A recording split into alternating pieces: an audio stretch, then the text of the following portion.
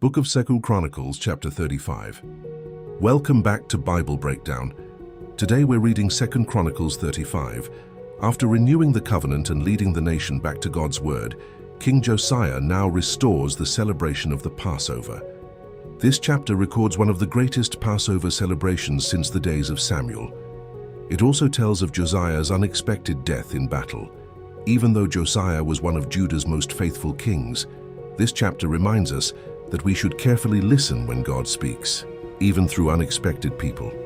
Josiah celebrated the Passover to the Lord in Jerusalem.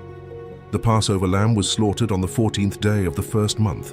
He appointed the priests to their duties and encouraged them in the service of the house of the Lord.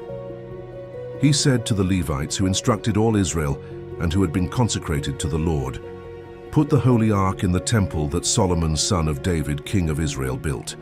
It is no longer to be carried on your shoulders. Now, serve the Lord your God and his people Israel.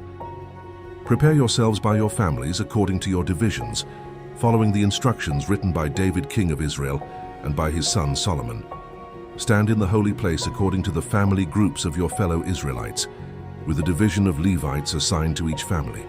Slaughter the Passover lambs, consecrate yourselves, and prepare the lambs for your fellow Israelites, doing what the Lord commanded through Moses." Josiah personally contributed 30,000 lambs and young goats from his own flocks for the Passover offerings for all the people who were present, along with 3,000 bulls. The king's officials also willingly contributed to the people, the priests, and the Levites. Hilkiah, Zechariah, and Jehiel, the officials in charge of the house of God, gave the priests 2,600 Passover lambs and young goats, along with 300 cattle. Conaniah, along with his brothers Shemaiah and Nethanel, and Hashabiah, Jael, and Jozabad, leaders of the Levites, gave the Levites 5,000 Passover lambs and young goats and 500 cattle. When everything was ready for the service, the priests stood in their places, and the Levites stood according to their divisions, as the king had commanded. The Passover lambs were slaughtered. The priests sprinkled the blood handed to them by the Levites, while the Levites skinned the animals. They set aside the burnt offerings to distribute them to the family groups of the people so they could present them to the Lord, as written in the book of Moses. They did the same with the cattle. They roasted the Passover lambs over the fire according to the regulation.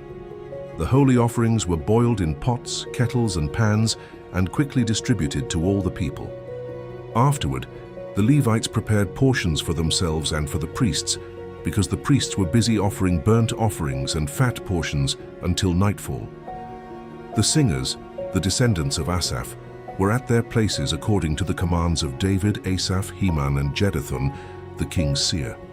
The gatekeepers remained at every gate and did not need to leave their posts because their fellow Levites prepared the Passover for them. So all the service of the Lord was carried out that day. The Passover was celebrated, and the burnt offerings were offered on the altar of the Lord according to King Josiah's command. The Israelites who were present celebrated the Passover at that time and the festival of unleavened bread for 7 days. No Passover, like it had been celebrated in Israel since the days of Samuel the prophet. None of the kings of Israel had ever celebrated such a Passover as Josiah did, together with the priests, the Levites, all Judah and Israel who were present, and the people of Jerusalem. This Passover was celebrated in the 18th year of Josiah's reign.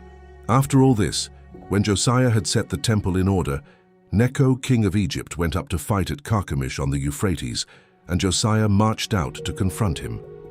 But Necho sent messengers to Josiah, saying, "What quarrel is there between you and me, king of Judah? I am not attacking you today, but the house with which I am at war. God has told me to hurry, so stop opposing God who is with me, or he will destroy you." Josiah would not turn away from him. Instead, he disguised himself in order to fight. He did not listen to what Necho had said at God's command, but went to fight him on the plain of Megiddo. Archers shot King Josiah. He said to his officers, "Take me away, I am badly wounded." So his officers took him out of his chariot, placed him in his other chariot, and brought him to Jerusalem. There he died. He was buried in the tombs of his ancestors. All Judah and Jerusalem mourned for Josiah. Jeremiah composed laments for Josiah, and to this day all the male and female singers commemorate Josiah in the laments. These became a tradition in Israel, and are written in the laments. The rest of the events of Josiah's reign and his acts of devotion, according to what is written in the law of the Lord from beginning to end, are written in the book of the kings of Israel and Judah. Lesson of the day. Today's chapter reminds us that a life of faithfulness should also be marked by continual humility and obedience. Josiah loved the Lord and led one of the greatest spiritual revivals in Judah's history. He restored the Passover according to God's law, and the people worshipped with joy and reverence. Yet near the end of his life, he chose to enter a battle that God had not called him to fight. The Bible specifically says that he did not listen to what Necho had said at God's command. Even a faithful servant of God must remain willing to listen when the Lord speaks. Josiah's life is remembered for his wholehearted devotion to God, and his death was deeply mourned throughout Judah. His story reminds us that faithfulness is not only about how we begin, but also about continuing to seek God's guidance in every season of life. If you're enjoying these Bible breakdowns and want to support what we're building, you can check out our merch at BibleBreakdownsDaily.com. It's just a small way to carry the message with you. I'll see you in the next chapter.